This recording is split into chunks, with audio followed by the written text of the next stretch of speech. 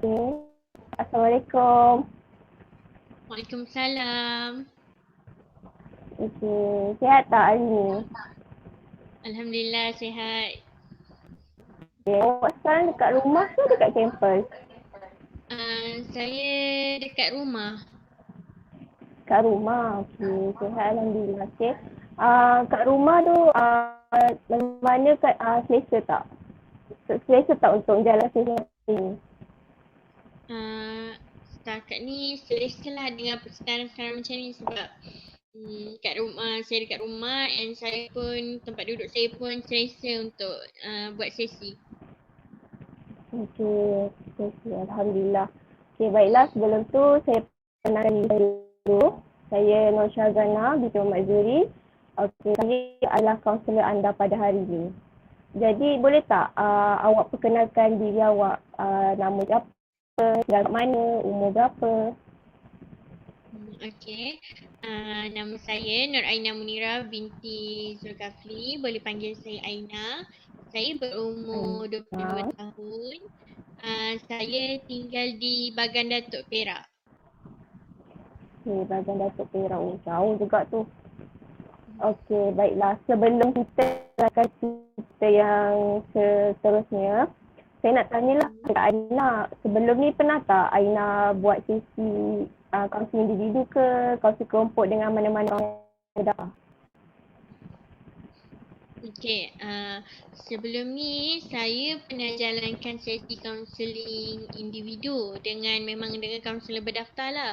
Kaunseling kelompok saya tak pernah lagi. Tu pun saya buat kaunseling individu tu disebabkan atas sebab assignment je untuk siapkan assignment.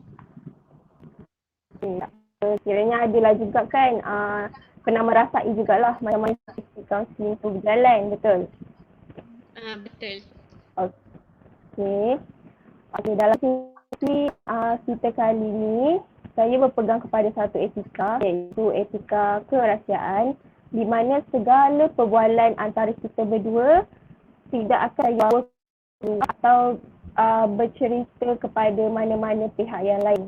Jadi, Aina jangan risau, Aina boleh je cerita apa-apa isu, apa yang Aina rasa dekat saya. Tetapi, melainkan kalau Aina ada rasa untuk try to harm someone atau try to harm yourself. Isu ini saya akan bawa ke pihak Raja Arif lah. Okay, jelas tak? Jelas. Puan. Okay, jelas. Okay. So, janganlah malu-malu untuk ceritakan apa-apa pasal isu kali ya. Okay.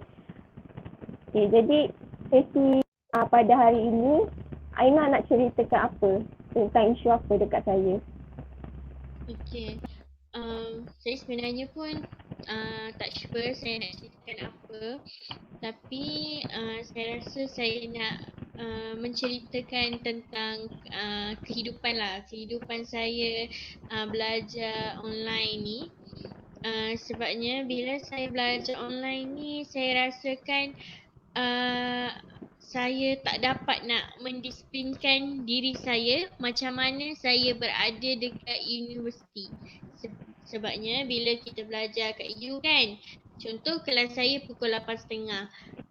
Bila kelas saya pukul 8.30 tu, saya dah kena siap-siap dah. 7.30 saya dah siap-siap untuk dah tunggu dah dekat stesen bas, dekat tempat tunggu bas tu lah untuk persediaan pergi kelas. Tapi bila macam kat rumah ni, saya tak dapat nak disiplinkan. Contoh kelas 8.30, kadang 5 minit nak 8.30 tu pun belum tentu kita dah bersiap sedia untuk pergi ke kelas. Itulah masalah saya. Okey. Jadi sekarang ni saya rasa Iman sedang dalam keadaan yang susah lah untuk mendisiplinkan diri sendiri sebab sekarang Aina tengah belajar kat rumah. Betul? Betul.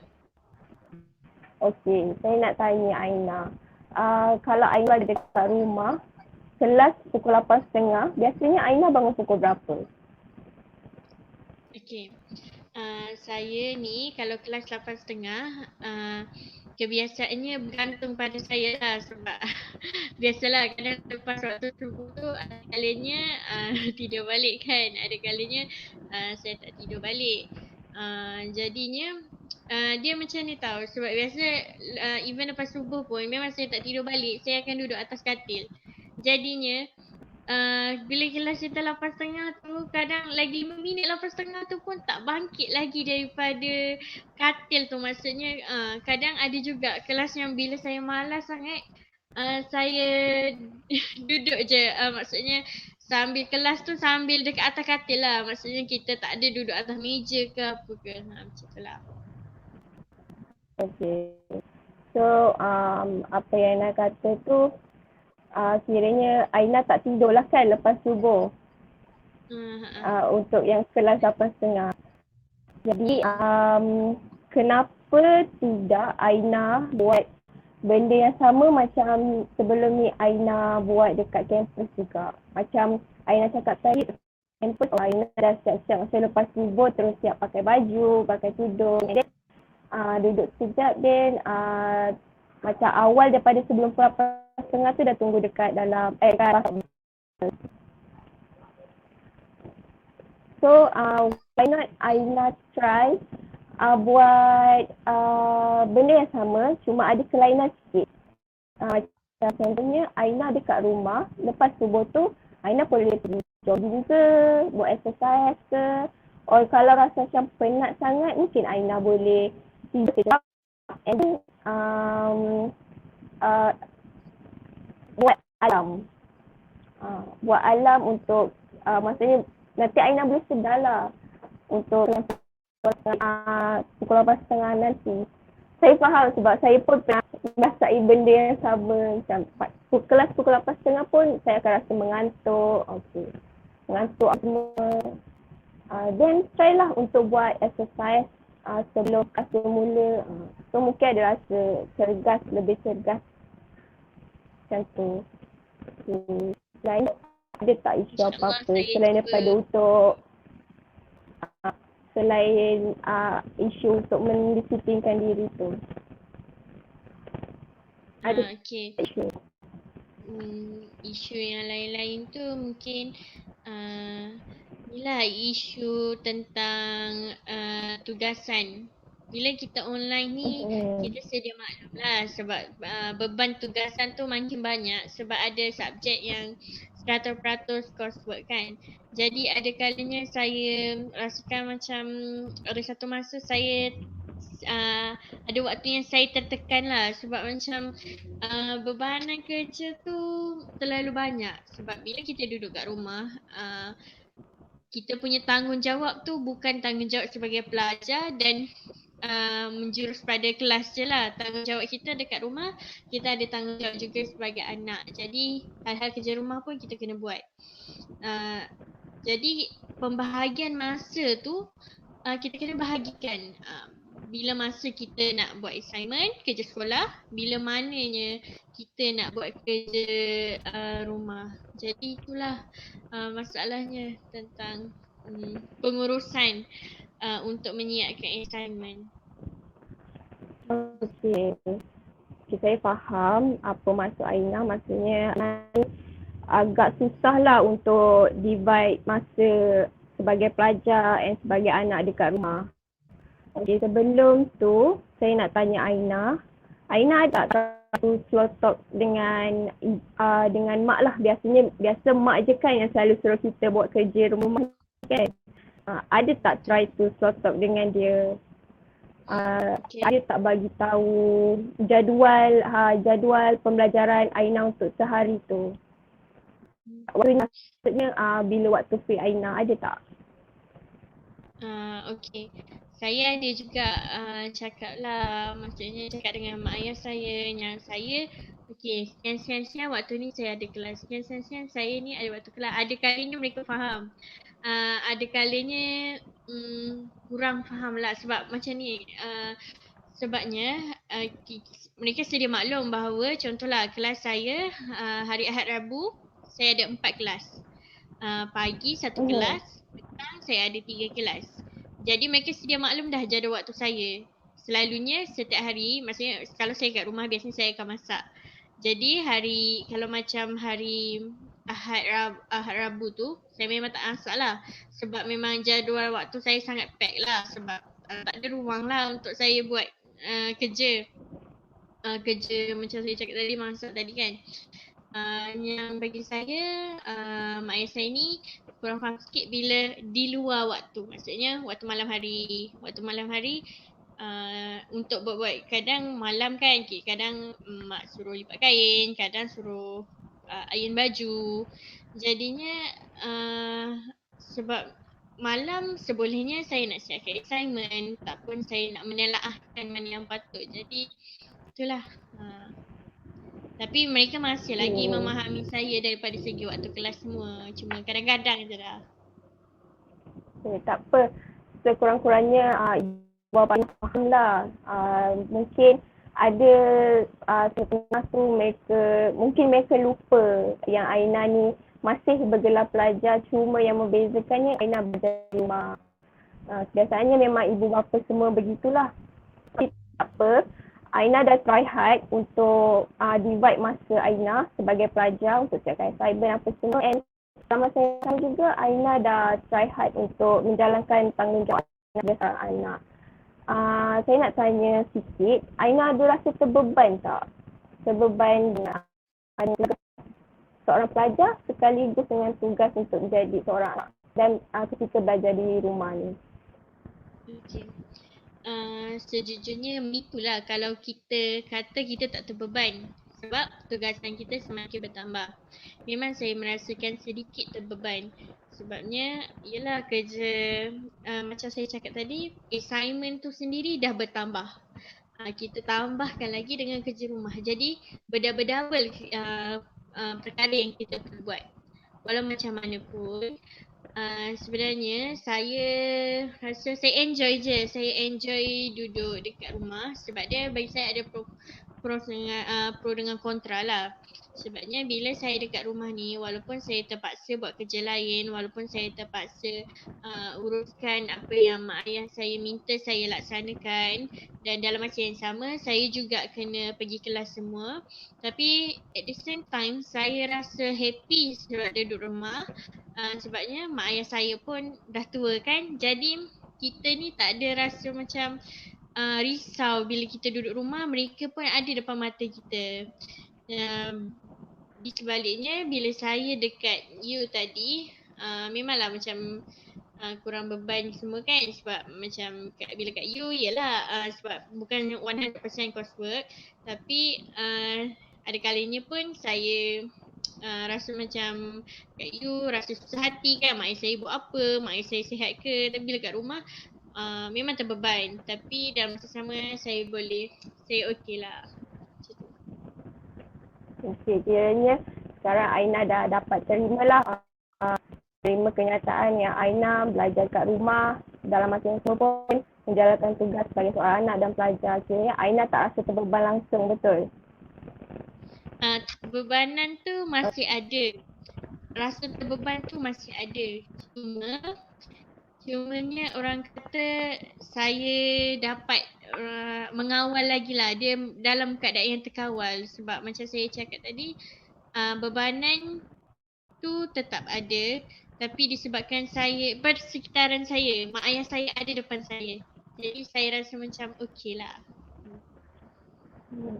Kira baguslah Aina dapat mengawal diri Aina daripada tak terasa beban sangat. Mungkin dekat orang lain mereka akan rasa marah ke, tapi alhamdulillah kat Aina dapat mengawal perasaan tu. Jadi untuk buat lagi semangat Aina, mungkin Aina boleh fikirkan pada aspek yang positif. Macam Aina cakap tadi, Aina boleh tengok parents Aina depan mata Aina. Itu salah satu ada aspek positif bila Aina belajar kat rumah.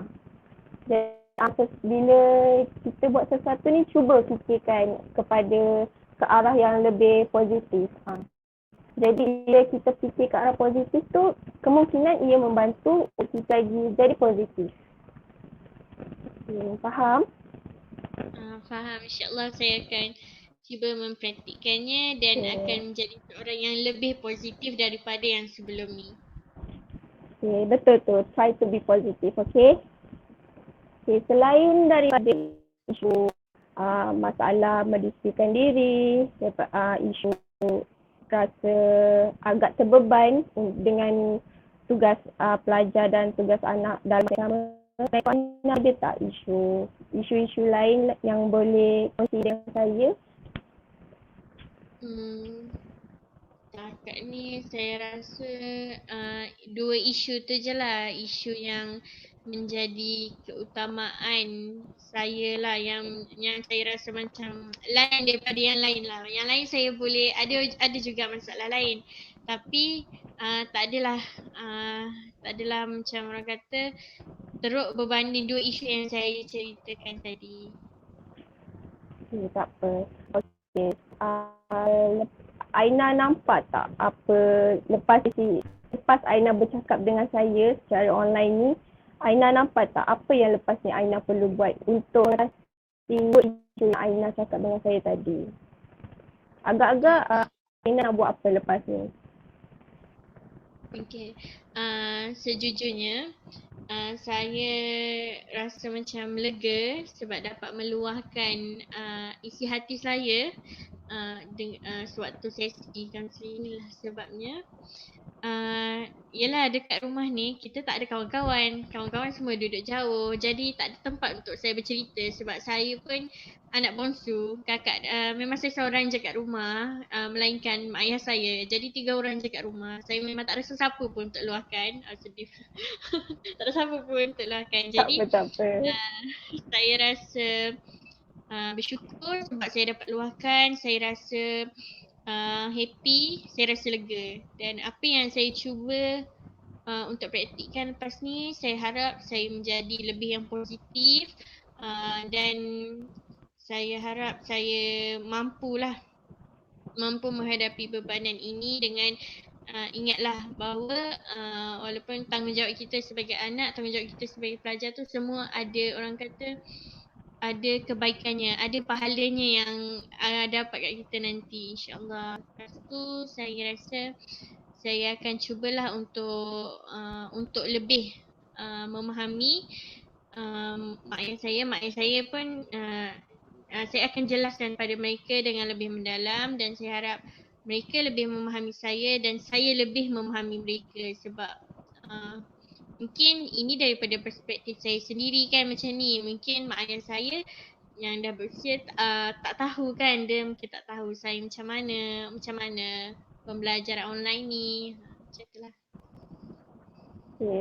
Okay, saya boleh nampak lah yang Aina dah mula ke arah yang positif, dah mula beritahu apa langkah-langkah yang Aina akan buat lepas ni. Bagus satu, saya dah boleh nampak dah perkembangan positif dekat dalam diri Aina. Okay, jadi saya rasa sesi kita sampai di sini saja. Untuk next sesi, mungkin Aina ada isu lain yang boleh Aina kongsi dengan saya, or Aina boleh yang Aina ceritakan pada saya pada hari ini. Jadi kalau saya tamatkan sesi, ada apa-apa lagi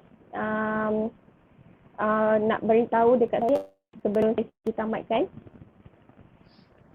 Saya rasa tak ada dah. Cuma saya nak ucapkan terima kasih pada Puan sebab sudi dengar masalah saya, sebab sudi memberikan tips ataupun cara-cara untuk mempraktiskan terhadap masalah yang saya hadapi ni. Terima kasih.